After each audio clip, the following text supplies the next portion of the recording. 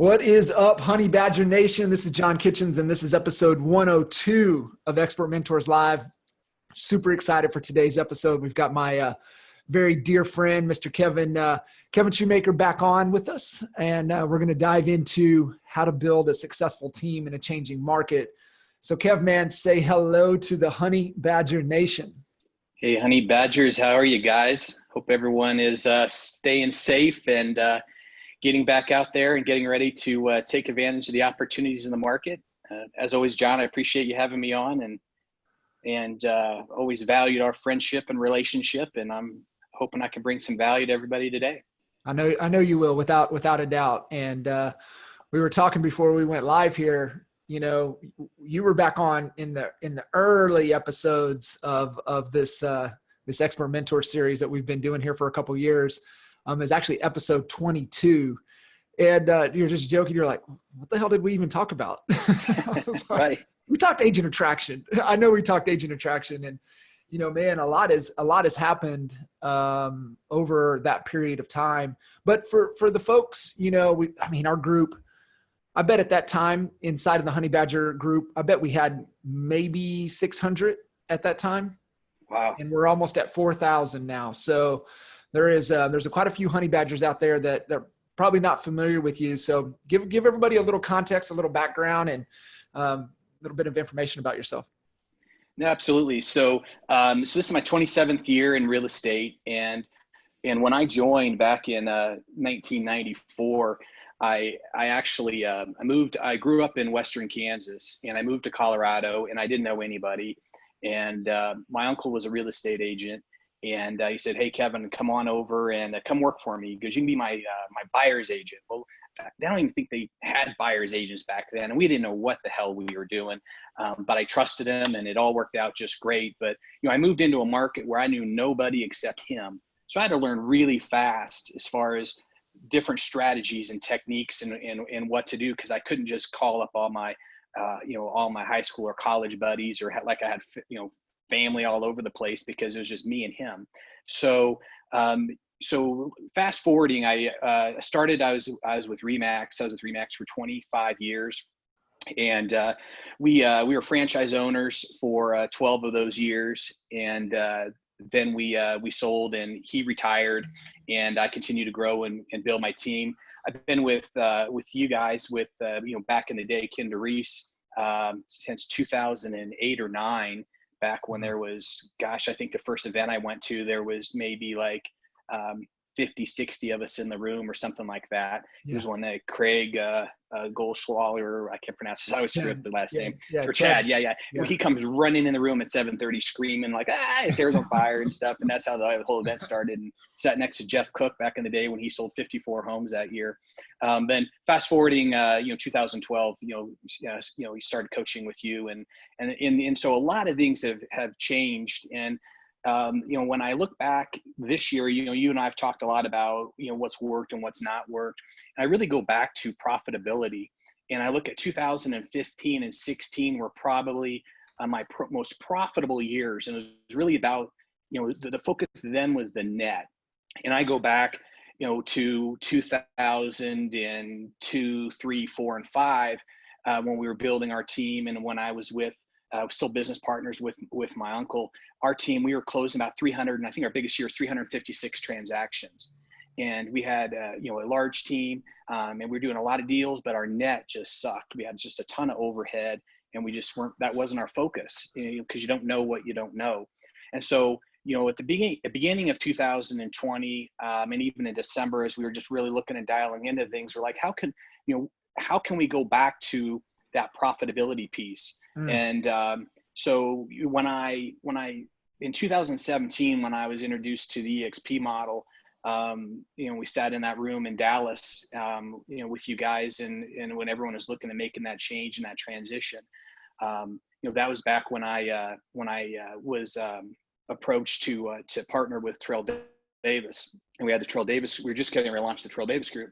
And again, you don't know what you don't know. And I'm like, oh man, I got Terrell Davis now. He's going to be endorsing us, and we're just going to go kill it. Well, what happened was we just took the eye off the goal, and we started chasing shiny objects, and And it just things went things. We were going down age and attraction, but we took our eye off of production, and then we were trying to implement all these different things. And so, fast forwarding into late 2018 into 2019, really stepped back and said, okay, what's working, what's not working, and really focus on simplifying. And so that's really where we're at today is we've simplified our model and really just diving back and getting into the basics, because the basics still work. We've had to adapt to some different things, but the basics always are the thing that holds true to work. I love that. And there was an analogy I was listening to, it was on Roland Fraser's podcast. It's one of the best business podcasts out there. He's one of the smartest business minds on the planet. But he had a coach on there that coaches like the elite of the elite in the business world. And he had this deal, hunting elephants versus chasing rabbits was the analogy. And he said that, so many people sometimes set out to hunt elephants, and, it takes time, and you could go for a period of time and not even see an elephant, and they starve to death. Right. And Right. So he's like, you've got to have a balance of rabbits to be able to eat and survive. And then he said, some people get on the opposite side of the spectrum, is that all they do is chase rabbits, and they never allocate time to hunt that elephant. So it's finding that balance. So when I hear chasing shiny objects, chasing the agent attraction, big picture, we're going to do it this way. To me, I hear, hey, we're going to go hunt some elephants. And we forgot to chase some rabbits and being able to have enough to eat. And so I hear, getting back to basics, it's like, hey, we're going to go hunt us some rabbits. We're still going to keep our eye on the elephants, and we're going to figure out absolutely allocation of both. Well, and I go back in 2018, I think it was May, June or so. Terrell and I flew out and met with you and Mike and Jay, and we're sitting in the room, and I still have the white paper we were scratching all these different things down, like, what do we believe and what's our thoughts? And that's really when we came up with the whole dynamic of live life on offense. Yep. Because I think there's so many of us out there. I mean, me definitely one of them historically, that we tend to sometimes play defense, where we're being reactive. We wake up in the morning and all of a sudden we're reacting to emails or text messages or phone calls, and instead of playing offense and being proactive. And you're the king of planning things out, and your Sunday plan, every Sunday setting you're planning your week out. Yep. And so that's really where we started, really focusing on the vision. And we came up at that point also, was the 4-yard run. And we talk about that frequently, of being consistent. And it's, if you consistently go for 4 yards, you're every 4 yards, if you're always getting 4 yards, the goal when you're running the ball is 4 yards, you're going to get a first down. And if you continue to get first downs, you're going to get a touchdown. If you continue to get touchdowns, you're going to get a victory. And man, that's always just really stuck with me. And it's, so when I'm running through the forest, and sometimes you got the bazooka, you got to remember that little pistol in your side works just as well for the small things, rabbits in your example. So. No, it heard the Benjamin Franklin quote a couple of weeks ago. That's really kind of resonating with what you were talking about. You take care of the minutes, the years will take care of themselves. Absolutely. If you take care of the fundamentals, if you take care of, the 4 yards every play, right, it leads to a touchdown. And so, not focusing in on, winning the game, we're focused on getting 4 yards. We're focused on getting 4 yards. We're focused on getting 4 yards. And it's just a great mental reset. A lot of good conversations. Kinder's, funny sometimes on, how he'll forget things, and then things will come back around. And we were talking mindset a lot, and, it's where the whole honey badger mindset mentality came from. And it was really born, for us out of the Lawton office. And it was always our mantra, doesn't matter the season of the year, the season of the market, deals are going to happen, and it might as well be us doing it. And, that's where the whole honey badger mentality, honey badger mindset, the honey badger reward at NAEA for the relentless pursuit of just finding a better way. And it kind of carried over. This is the Honey Badger Nation. And it's really adopting that belief, that mindset that, we're going to focus on the 4 yards every day. Right. And because those four yards add up. Kev, go back in time a little bit before EXP opportunity. The team was humming. We were really tight-knit team of ninjas, performing at a high level of profitability, and kind of what that looked like. And then we broke it apart, and now we're rebuilding it. And what's different? I think that that'll be really helpful for a lot of people. Just kind of talk about that makeup and how it was and how it's different now moving forward. So going back in 2015 and 16 and as we were cranking through in 17, it was, we were consistently on the team. We were running somewhere. I had as many as I believe 10 agents on my team at one point. And then, but you always had me really focus on the profitability. And what we found is when we were looking at like our org chart, I remember doing a call with Kinder one day, and he really just broke down, he had me do a lesson, and he just said, okay, perfect world, based on where you truly feel like you are today, where's your vision? So man, I got in and I did this big old org chart, and I had all these boxes and agents. And I mean, I had to just put it on 11 by 17 because there's so many, because that's what I thought. But you don't know what you don't know. And then, he helped me really dial and bring it back. And one of the things that you really helped me focus on was there's a certain size of a team. And it doesn't matter if you have 5 agents or 20, you have to find a certain point where you can get maximum, not production, but like with your admin, your labor efficiency. Absolutely. So when I looked at that time, I had, my listing coordinator, I had my closing coordinator, I had my office manager, and then I had at the time 3 ISAs. And what I found is I didn't need 3 ISAs. I had one really badass ISA, and I had the other 2 that were just sort of doing okay. And so but I kept growing and growing with agents, and then I kept shrinking back because some would fall off. And what I found is 5 was the magic number for agents. 5 solid agents, and then with my 3 main admin, my 1 ISA, we were humming and cooking really well, and we were profitable. And what happened is I could then lead. I'm still in production, and I enjoy production, but I really enjoy being selective of who I choose to work with. And I'll tend to bounce around a little bit, but I remember here just a couple years ago, I think if I remember right, we were either on a ski lift. I was on the ski lift with Mike and Jay, or we were just coming down from the mountain in my truck. I can't remember what it was, but anyway, I asked them both the same question. I said, if you were knowing what if you were to start over, would you have ISAs or not? And so Kinder goes first and says, and I think everyone probably knows his answer. He goes, I'd have a badass ISA just setting listing appointments, and I'd be on every single listing appointment on the hour, which is what he's proven to have done very well.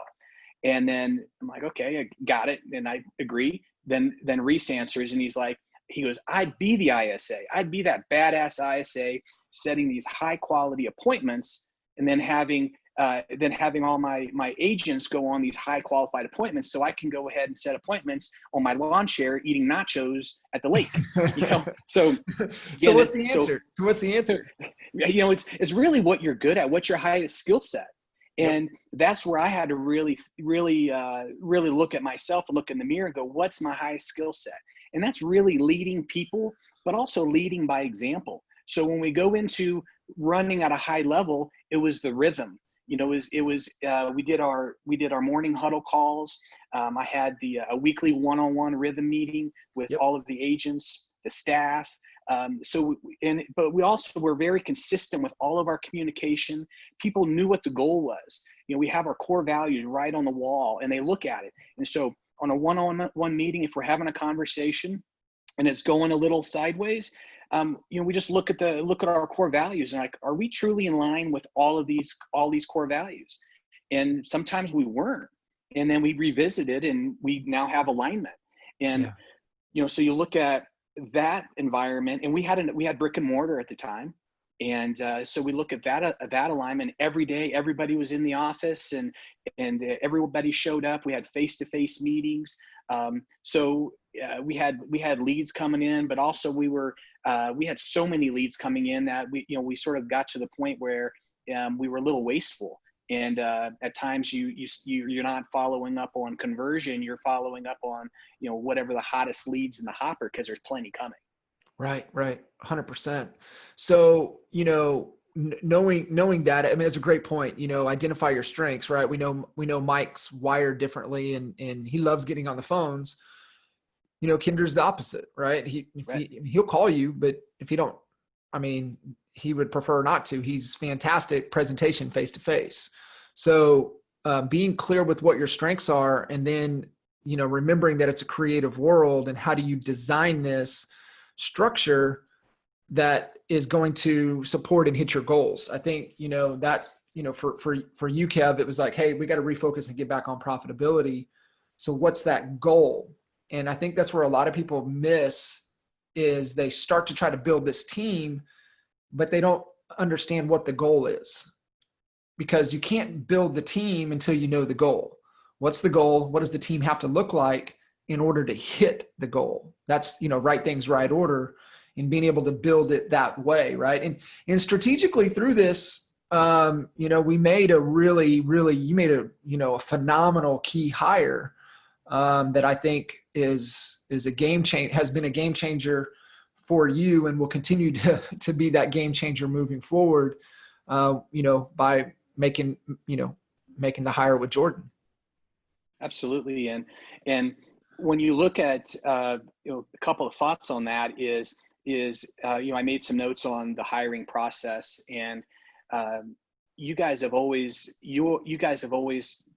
taught me, well, you taught me a lot of things, but one of the things was sticking to the agreement, following the process. And whenever I got away from the process is when I made a bad hire. But when I followed the exact process all the way through the personality profiles, really understanding where their key strengths are and putting them in position to win, that's where we all succeeded. But when I hired somebody, and I made a note on when you hire somebody just because you know them, that doesn't work. Sometimes it'll work, but you need to hire them based on their skill set and their resume of what they can really do, what is their highest skill set, but also allowing people to grow.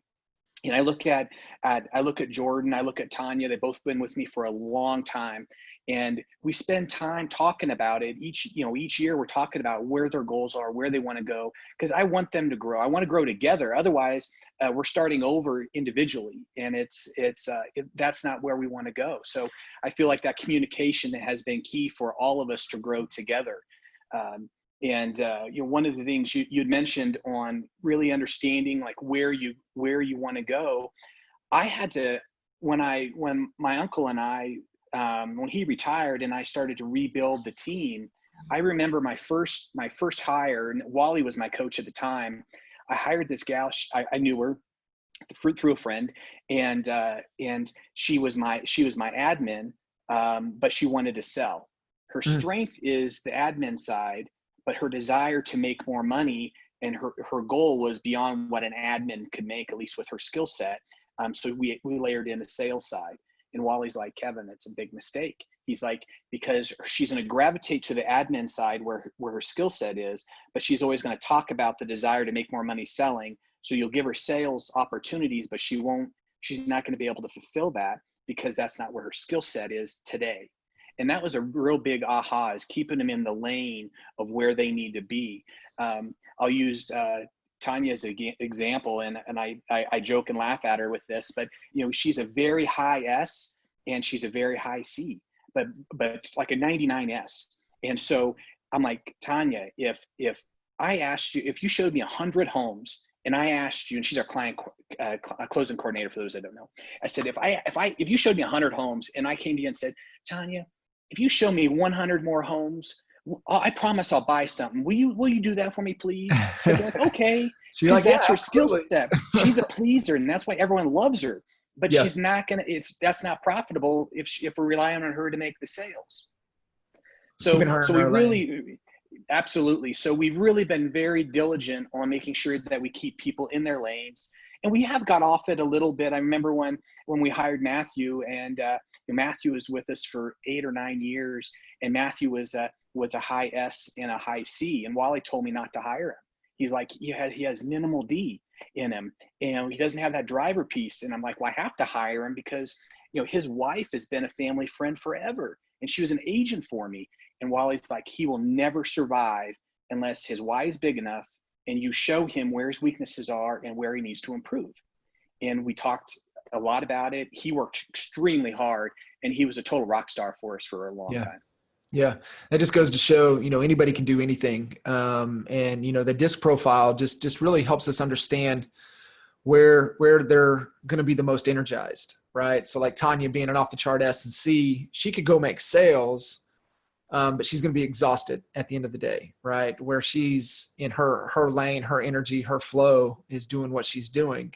And I remember, Tanya's been there she's been there a while. And I think originally the hire with Tanya was, hey, we just need somebody to come in and help. If it's short term, it's short term. I'm cool with it. And here she has been, a while. She's been with you for a while. Yeah, absolutely. It's, she's been with us 7, 8 years, something like that. And, Yeah. and she's definitely a rock star in our team, and everybody loves her. And I mean, Yeah, it's, so awesome. and it's just, we just built a great family. So, as we've, new into EXP, this, shiny object opportunity comes. And like I said, I think, we were right in the middle of it when we did episode 22 with you on agent attraction. At the time, it was the event strategy, leveraging the personality, leveraging, we had already branded Live Life on Offense. We were really pushing TD. And so, that, obviously never took hold. Here we are, kind of a reboot and moving back into, hey, this is how we're going to structure and set up the team this way moving forward.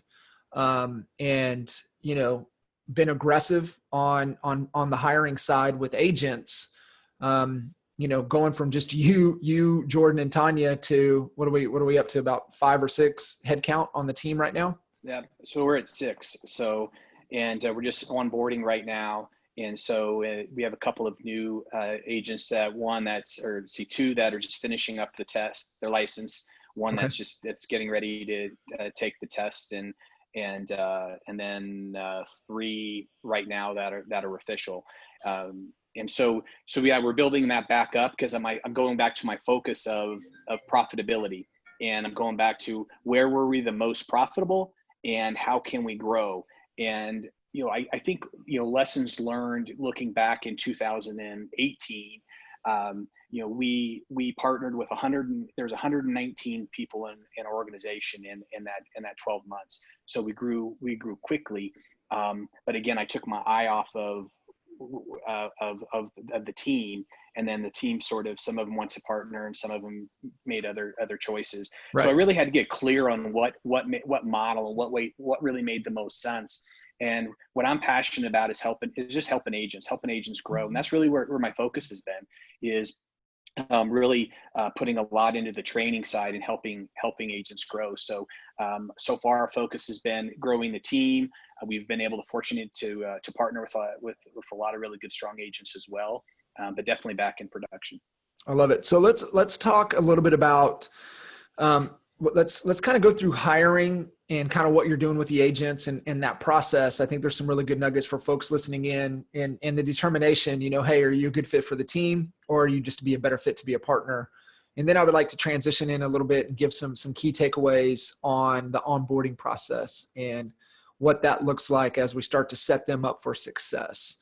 I will say that, outside of sales and marketing, processes and funnels and rhythm and things that we do there, one of the most critical processes or systems that you can implement and have in your business is the hiring, because it is that important. I mean, Kev, you've seen it. I've seen it take down $10 million companies by making a hire outside of the hiring process.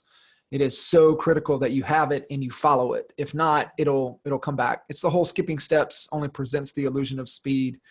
And hiring outside of the hiring process it won't serve you well. I can just tell you that. So kind of talk to us a little bit what that process looks like for you guys right now. What's the whole hiring step by step? So a couple of things I would say is, number one is we talked a little bit about getting clear.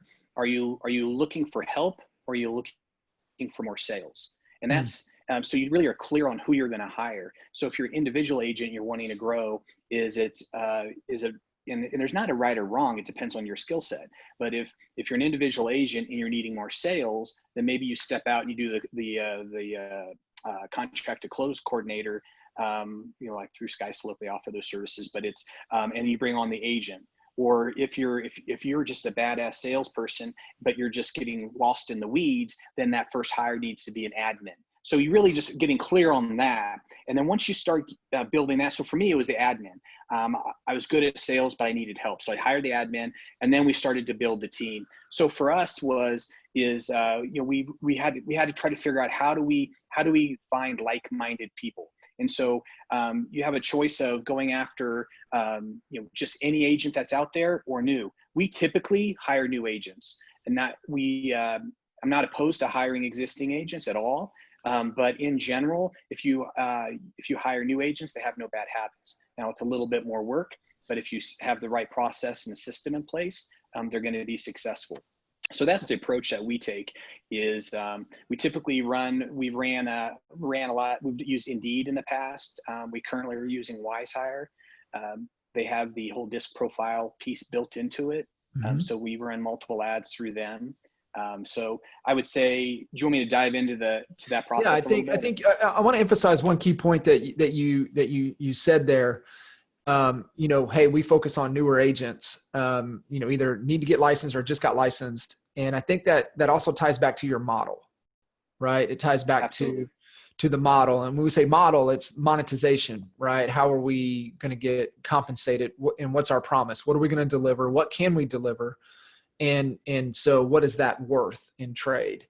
And so typically when you find somebody, and this is the problem in the team model of why your top talent usually leaves you in the third, fourth, or fifth year, is that, if you're pretty rigid in your model as far as split structures, and you don't have either a sliding scale or, a place for an agent that maybe is a $5 to $10 million producer.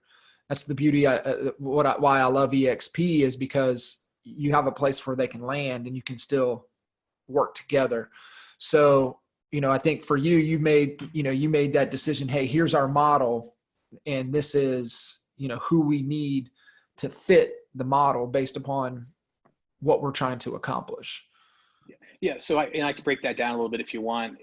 So basically, prior to EXP, I ran all my agents were on a 60-40 split, 60 to them, 40 to me for all their sphere, 50-50 for any company generated lead. And then if the ISA set the appointment, or if I set the appointment and handed it over, already qualified, ready to go, then it was an additional 10% back to the company. So they took 40%. So as you mentioned, year 2, 3, they start gaining momentum, figuring things out. They're like, hey, I can do this, and I can go make 70 or 80%, whatever it is, and they go off. So with EXP, what we've now done is we've taken that lid off the opportunity jar, and they can continue to grow. So when we hire them, I'll give you an example of our most recent hire. She left her company. She started the company with the intention of, I want to sell real estate. And they put her in as a listing coordinator. They weren't communicating with her. They weren't listening to her. And she's like, I'm now licensed. I want to sell. Like, well, you're really valued in this current position. So she left. She came over. What she liked about our model now is the lid's gone. So she's starting on the team, 60-40, new agent, has real estate experience, 50-50 company generated. Once she gets going in production and she's consistently closing 2 deals a month, so consistently for 6 months, then I'll bump them to a 70-30. Because what I want to retain top talent on my team to work the company generated leads. Yep. And that's really important, because if you have all these new people that aren't, but then none of them are converting, then you're just wasting money. So it's all about the net and the conversion. What I tell agents when they come on the team is I let them, they have their own domain through KV Core. They have their own email address tied to the domain name. I let them have their own signs with their cell number right on the signs, so they can basically the consumer sees them as an independent agent. And I saw the pain that Matthew went through when he transitioned from the team to the partner model. His email was tied to my domain. His database was my database. And so he had to go start, even though he was in the business 8 or 9 years, he had to start completely over in the business and let all these people know, hey, here's my domain, here's my new email address. I mean, there's just pain involved. So now I start them up for success right out of the gate with their own domain, their own email address. They can have their own signs. And I just tell them up front, EXP says that you have to stay with the team for a minimum of 12 months. After that, if you decide to transition and go on to partner, there's still alignment. They don't have all the services of the team, but there's still alignment. And so I'm letting them know that it's there if they want to succeed and if they want to follow that path. Now, sometimes they choose to at 12 months, but what I found is it's typically longer because they value the team. And and the other thing I would say is probably one of the biggest ahas in 2015 was I was at a Christmas party. It was a Remax Christmas party, and I overheard one of my agents behind me talking to another Remax agent. He's like, "Hey, you got to come over to our team, man. It's so awesome. We got all these leads, and man, it's leads, and you just go out and close this one." And and the agent I was telling him, he's a badass, and he was his first full year he closed 19 deals and was just cranking away. And so, but the person he told it to, she did come over and she talked about leads, and I'm like, "Oh yeah, you get leads, you get this, you get that." Yeah. Well, the value proposition was leads to her. So my relationship was elastic to her lead flow. Yep. When she didn't have the right lead flow and the good leads, then she didn't like me. And I could never revive that because that was the expectation when she came on in her mind. Right. 100%. So how really have you getting guys clear on reset that now? Yeah. How have you reset the value proposition to where it's not led with leads, right? And that's typically where a lot of people fall victim to that when they're trying to grow and build a team, is that's their number one value promise. So how have you guys repositioned that? It starts in the interview. It starts in, so when and fast forwarding a little bit through the interview process, but when we're talking with them on that final interview prior to them coming over, we talk about it. I'm really upfront. I'm like, if you believe that the reason why you're coming to the team is for leads, then I think we're off to a bad start. And I share the story. I had an agent come over, and it was really, and all I thought was the leads. And let me share with you what you're going to learn. Let me take you through the process. So I talked to him. I'm like, one of the first things we're going to do is we're going to talk about the main pillars of lead generation. The sphere of, so we have sphere of influence. We have, FSBOs expired, which isn't usually the best avenue for new agents. You have farming neighborhoods, open houses, and online lead generation. So we're going to focus on what your primary pillar is going to be, and then we're going to look at a secondary and maybe even a third. But we're going to help you grow that. So you're going to get leads to supplement the gaps, but we're going to help you grow as an agent and show you, we're going to show you the systems and things we've used to generate referrals. We're going to give you the scripts and the dialogues to be successful. So you know who to talk to, when to talk to, the conversations to have. But you don't want to have what somebody just talked the other day is like, you don't want to have sales breath. You don't want to like vomit all over them that you're trying to sell them. So we go over that dialogue with them as well. So that's how we start it. And then we again roll into culture, and we talk about, they have an interview with Tanya, and Tanya goes through and talks about the team, answers questions.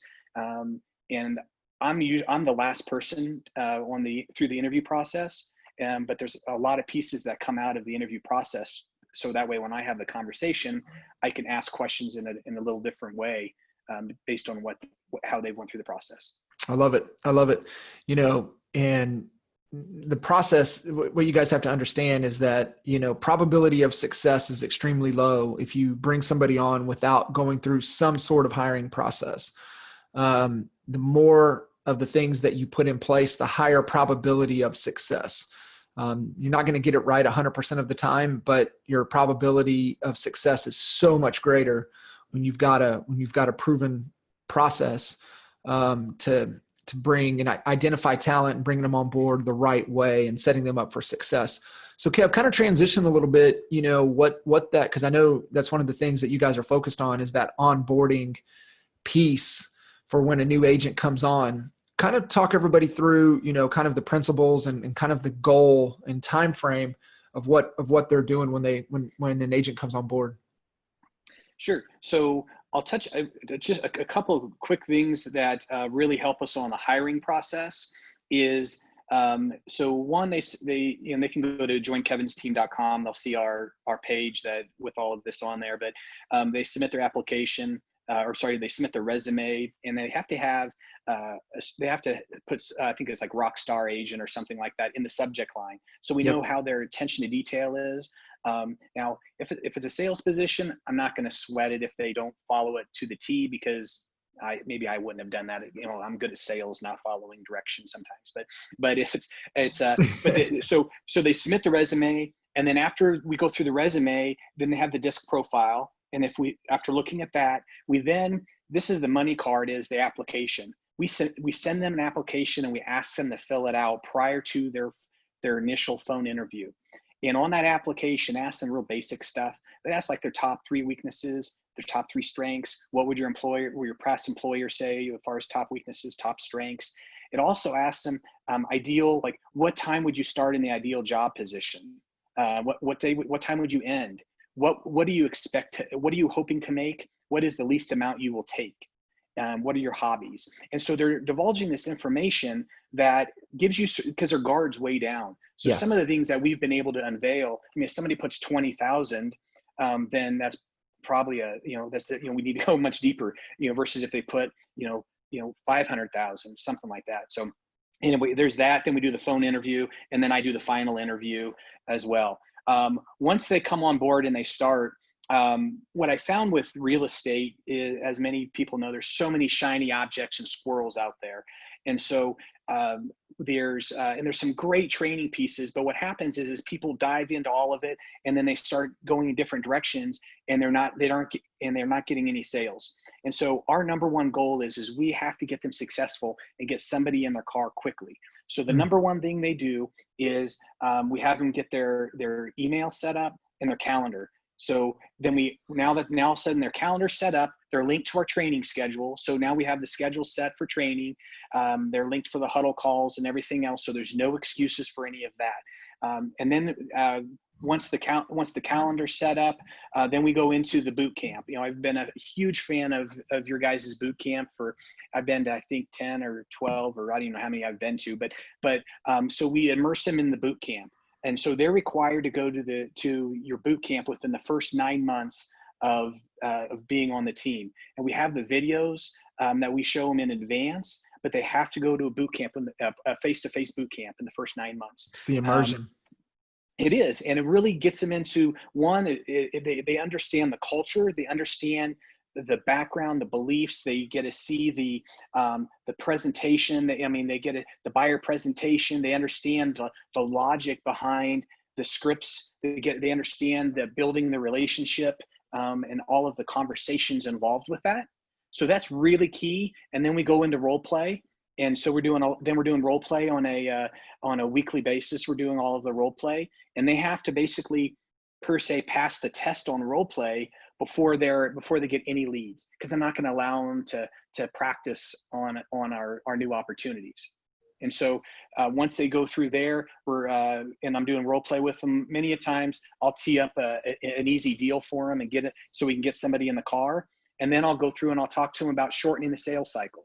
So then I spend time with them I'm like, okay, let's talk about how you're going to show the house. What are you going to do? And they go, I'll open the lockbox. So it sounds corny, but yet walking through the process and talking about, where you stand, if you find the right home, You want to be in a different spot when you go to ask the closing question than you were initially on the initial questions. There's little nuggets of different pieces along the way and figuring out who's the decision maker. A lot of these things that you guys cover in the boot camp, but I have those conversations with them. But when you have a qualified buyer in their car, now they're going through the process.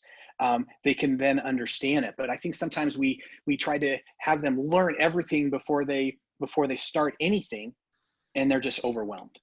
Yeah, 100%. And one of the big things that you said that hopefully everybody picked up on is that part of the hiring process is laying out their calendar for at least the first 2 weeks. Now you have ongoings, but it's already in the calendar. But you really, really want to set their calendar up from start to finish, the detail, because you're starting to set the standard of how we really manage and protect our time. And what it also does, and this is where most people get tripped up, is if they don't think through what are those 2 weeks, then they're laying in bed at night like, holy shit, what am I going to have this agent do tomorrow? Right? And they're like, oh, well, I'll just wing it. I'll just figure it out. I'll just wing it.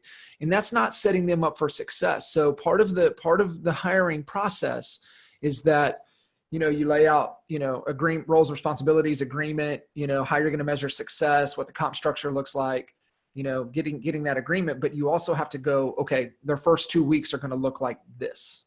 And it's already done. It's in the calendar. It's super easy. Now you don't have to worry about it at all, right? You can keep doing what you need to do to be productive. And it's just like, hey, this is where we're at. This is your calendar. This is going through. This is what we're going to do.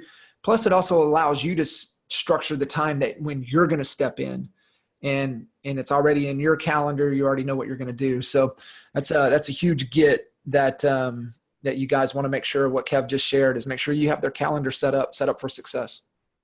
Well, and it's being really intentional, and if you're intentional with the calendar, and I go into what time do you start your day? Everybody's different, but I'm up between 5 and 5:30. That's when I get my morning run in. I just listen to the conversation I have with them. That's when I get the morning run in. That's when I listen to my audiobook or my podcast. That's when I control the content between my ears of what I'm trying to consume and just setting the stage for the day. This is when I look at my emails. From 8 to 8:30, you're going to be working on your top 3 to 5 clients. How do you advance them in the process? And then from this time to this time, you're going to be prospecting. And then then I have them do 2 blocks. I have them do a block from 10 to 12, and then a 1 to 3. Those 2 blocks are where your goal is to schedule appointments. You don't want to set appointments at 4:30 when that's on a Wednesday night, when that's when you should be prospecting, because that's the highest conversion or the highest contact rate as far as getting a hold of people. You want to schedule it here. And then people are going to say, well, can I look at it? If you ask them what time they want to look at it, they're going to say 6 o'clock on Thursday. You don't say that. You say, I have an opening at 10 o'clock on Wednesday, or at 3 o'clock or 3:30 on Thursday. What works for you? If you say 3, right, exactly. It's 3:30. They're going to if you say 3:30, they can probably get out of work early. They're going to pick that one. But if you leave it open, they're going to say 5 or 6, whatever it is. But you having those conversations, being intentional, letting them know what nights to call. And if you don't have an appointment, then you need to be prospecting. And then we also go into who they're prospecting, who are they calling, and being really intentional on that. We break down the importance of their announcements. So when they come on board, here's what your announcement looks like. And we give them the scripts and the dialogues to talk about the training they did through the buyer boot, the NAEA boot camp, and why they are in alignment with the team. And we talk through all those different pieces as well. Here's the 3 elevator pitches that you're gonna use based upon when you meet with your sphere of influence and so forth. So setting them up for success and getting somebody in their car. Yeah, no, I love that. And I'm always listening in from a leadership perspective. And guys, when if you do decide to go the team route, and I remember we were in Aspen. And it was maybe the second go around in Aspen. Were you there for the first go around in Aspen, or was it the second one? I wasn't. I joined in September of 2012, the mastermind. So I missed. Okay, Aspen, so you hit Aspen the second and Kentucky Derby. Yeah, so you hit Aspen the second year, the second time we went. And I think it was that time. And I think one of the questions in the room was along the lines, what are my main roles and responsibilities? And, the answer was leadership and listings. That's the name of this game. When you start building a team, that's where your highest leveraged activities all fall in around, leadership and then listings and whatever that entails to get listings. And so that would be sales and marketing. But on the leadership side of things, is so key. And what, for you guys listening in, what Kev shared, kind of breaking down his schedule. Hey, I get up at 5:30. This is my time. I hit the run, taking care of myself physically, feeding the right things into my mind, mentally. The cardio activity, helps control the emotions. Here's my time. Here's my structure. That's leading by example. And you guys cannot lead on your team. And this is where I see a lot of team leaders, people that want to build a team, they fail, is because they're not doing a good job at leading themselves. And that's where it starts. You can't lead anybody else until you lead yourself first. So, what Kev shared with you was is the picture perfect example of leading himself, because when he's doing that, then now he can start to lead others and then pour into his team so that they become leaders within. And he's done that. Tanya's a leader in his organization, Matt, leader within the organization, Jordan, leader within the organization. And so that, for you guys, if you want to know the number one takeaway that I hope you guys get from what Kev shared with you guys, is that if you do want to grow a team, you've got to focus on being a better leader, and everything else you'll be able to figure out from there. So, Kev, so we've got them. They're coming in. They're going through this process. We're really getting them dialed in, setting them up for success. Now, when you were given the contrast of like, man, hey, I want to get back to the profitability focus, and hey, we had the brick and mortar, we had the team in. Well, obviously that hadn't been able to be the case, right? So Right. how have you guys adjusted and kind of tweaked to still try to maintain that closeness now from afar? We're doing all Zoom meetings now. So it's still getting the face-to-face, still being very consistent. We had our last office. We actually now we're in a shared office space, because no one would ever show up. The only people that show up is Tanya and Jordan would show up, and then I would show up because I felt like I was expected to show up. So we transitioned where actually staff, well, right now they're all working from home, but prior to all of this, they were all working. They would work from home 2 days a week, Jordan and Tanya would. But we'd still have all of our video calls, and we still have our consistent meetings as well. So it's increased profitability, but it hasn't slowed down on the production side. It hasn't affected sales at all, because it's allowed us. We have a pretty large market that we cover in the Colorado Front Range. So that really hasn't, the brick and mortar hasn't slowed us down at all. I love it. Are you guys doing anything inside of Verbella? A little bit, but not. We talked about getting a team room and doing some things like that, but we haven't yet. We set up the coaching organization inside of Verbella, right? We got a team suite inside of Verbella outside of EXP, and we've got the team, and Jeff's in there every day, all day, and they'll just come in, Wally will come strutting in, and, just being able to connect with them instead of texting them or emailing or trying to call them. He's sitting in there and he's just working inside of Verbella, and, they'll, if they have a question, they'll just pop in and ask a question.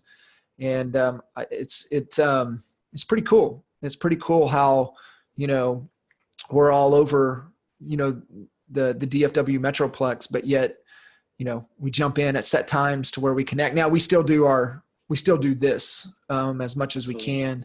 Have you guys done any like fun, happy hours via Zoom, just kind of still some team stuff? We haven't done it. I've watched a lot of them, and we've talked about it. but we have not done the virtual happy hours, but that's one that we definitely need to get after. Yeah, sure. do it, man. We've done about 3 or 4 of them. We did it last Friday. We're going to do it again this Friday. And we just for an hour, we sit there and have a couple cocktails, kind of share war stories. Wally was in there a couple weeks ago, and because the team hadn't heard the whole story, and Wally broke it down how he got me fired, and all the whole uncovered everything to the team. So it was cool, just being able to be vulnerable, be real, connect with the team. And I found it even better than actually if we were out somewhere, because we're all here and we can all connect a lot easier. So it was cool, man. So for you guys, what are you really kind of looking throughout the rest of this year? What are you really the most excited about? I'm really, I'd say it's the rhythm. Obviously this COVID thing has changed some things, but it's also sort of simplified things as well, because it's when you look at like our video calls now, it's like we do video testimonials. Like everyone was always trying to like perfect video. And it doesn't have to be all this crazy professional. It's just, it's more of like, it's okay to show up in in your shorts and your flip flops. That's acceptable now, I guess, it's just, so, we're working hard on some of the different new marketing strategies. I think there's going to be a lot of different opportunities in the marketplace. So we're building all kinds of different funnels. We're working on our express offer funnels, and we should be launching that today. With that, and then but really what we're doing is we're perfecting strategies, marketing strategies, and our goal is to perfect these, share the results with our partners and our agents so they can implement the same things, but they're not having to reinvent the wheel. So everything we're doing, we want to duplicate. We really want to duplicate success, and we're really showing our agents, really getting them involved on video. Because video is huge. Just like when they're out showing property, snap a picture of the new construction site. Try to get let people know what you're doing. And one of the things I tell people is, if you're wanting to grow a team, before people will apply, they're going to Google you, and they're going to look you up, and so you need to Google yourself. You need to know what shows up. Make sure we always call it social proof. Make sure that you're social proof and that all your platforms are updated. You have good pictures, but people see it. Because when I have agents, my top recruits that have come over, I ask them, what attracted you to the team? And they said, I read your testimonials, and your testimonials speak volumes for who you are as a leader and what your clients think of you. And so you have to make sure that people are seeing the real you. And don't be something that you're not. And one of the things that, the EXPs gave us this opportunity with this partner model, where maybe somebody's out there and they're like, man, I don't want a team. I don't want to do that, but I'm dying on the vine and I need help because I can't go on vacation. Well, a couple of our partners, what they've done is they went out and they ran some recruiting ads to attract, they're not running a team, but they've attracted a couple of partners where they're independent agents, but they'll give them a lead, and they'll put them on a 50-50 split. So like, hey, here's a lead, they're ready to go, but it's somebody that they feel like maybe is going to take more of their time than they have, or it's a different, it's an area or lower price range. They just put them on a split, and it's great for the newer agent, because they're going to have an instant deal and money, which they need, and it's great for the partner as well. So there's all kinds of ways to structure a team, especially right out of the chute. All kinds of ways to structure it, and you just got to figure out what your goal is and what you want to accomplish. I love it. Like you said, from go on this conversation, it was the focus of getting back to profitability. And I think, a lot of agents, their ego gets in the way, and they want to build this big team. And sometimes big teams, if not structured correctly or done the right way, are not profitable. And so, number one rule in business, right, is to make a profit. So we've got to make sure everything we're doing is in alignment to that and in alignment to profitability. So fantastic, Kev. I mean, great as always. Any kind of parting words for everybody to really pay attention to if they do want to go the team building route? I'd reference back, being clear on what you want. And if you don't know what you want, just reach out to people that have been in the business, that have grown a successful team. Talk to a coach. They can call me. I'm happy to talk to them. But really understand why you're growing it, and then understand who do you want to attract, and then just have a plan in place. But don't, you always say hope's not a strategy. It's just like, have a plan of when they come over, what does that look like? And there's so many resources out there for people. So that's what I'd say. And really understand what your value proposition is. What are you going to bring to the table? And if you're not sure, again, have those conversations, because sometimes, it's like many of the partners that we work with, they're so busy that they're so busy in the forest, they can't get their head up above to see, to get a breath. And so right. From a mentor coaching standpoint, it's much easier for us to look up above, which you always do for me, and say, hey, here's where you took the wrong turn, and get some guidance to get back on track. So I say get clarity and have a plan. There you go, man. I love it. Kev, appreciate you, man. Amazing call. And thank you for always adding value and really just being a true expert mentor for helping everybody out today. For all of you guys on the call or listening to the recording, share, some love in the Facebook group. What were some of your big takeaways? And also make sure to give plenty of love to Kev. Thanks again. And we'll look forward to seeing you guys on the next episode. Sounds great. Thanks, John. See ya.